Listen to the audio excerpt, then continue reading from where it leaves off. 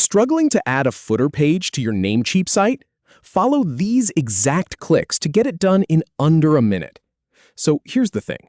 You've got your Namecheap website looking good, but you need to add that extra page in the footer. Maybe it's a privacy policy. Maybe it's a terms of service page. Or maybe it's just a quick link you want your visitors to find easily. And you're clicking around the editor thinking, where is that option? I've been there. It's one of those things that feels like it should be obvious, but it's just not. Here's the plan. First, we're going to open your site in the Namecheap editor. Then we'll click through the footer settings to add your new page link. Simple stuff. All right, let's jump right in. Start by navigating to your site in the Namecheap editor.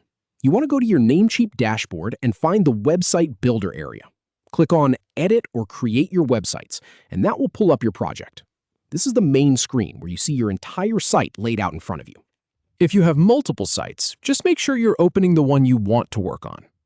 Once the editor loads up, you're going to see your full website preview. Now, I want you to scroll all the way down to the very bottom of the page. That's where the footer lives.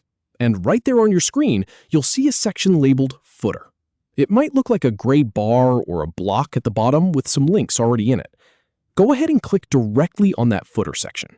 This is your gateway to editing everything down there.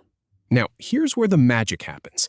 When you click on the footer, a settings panel should open up on the left side of your screen. It's going to show you all the links that are currently in your footer. And right there, you'll see an option that says Add Another Link. Click on that. This is the button that lets you insert a brand new page into that bottom section of your site. It's pretty straightforward.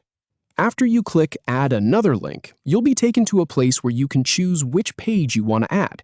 You might see a list of your existing pages, or you might be able to type in a custom link. Pick the page you need.